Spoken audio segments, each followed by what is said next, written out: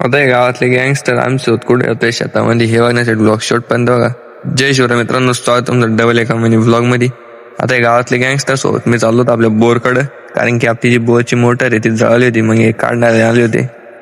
मग काय इथं आल्यावर तर लगेच पाणीवर पकडी म्हटली आणि नटकॉला सुरू केली. तोपर्यंत सोलबी सोडणं चालू होती. आता सगळं झालं आणि हे 4 जण बी लागले मोटर काढायला. मला एकट्याला दिलं पाईप वाढण्यासाठी.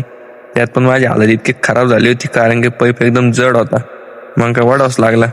आता इथे पाईप आणि तिकडे आपला बोर तर इतकं खाली होते, आपली बोरची मोटर टाकलेली. आता इतक्या लांबपर्यंत पाईप ओढत आणला मी एकट्याने. आता बाहेर मोटर तर काढलेली होती आपण. आणि ती मोटर आहे ती 2 पार्ट मध्ये असते, आणि तिचा जो खालचा पार्ट आहे तो मेन असतो, ते आपल्याला आता खोलून घ्यायचा होता. कारण की मोटर न्यायची आपल्याला सुधारण्यासाठी. मोटर तर बाहेर काढली ती, पण आता शेतामध्ये आमच्या तिघांशिवाय कोणीच नव्हतं. ते 2 जण आलेले ते पण चालले गेले त्यांच्या कामाला. आता मी माझ्या पप्पाने कामाची काकत होतो.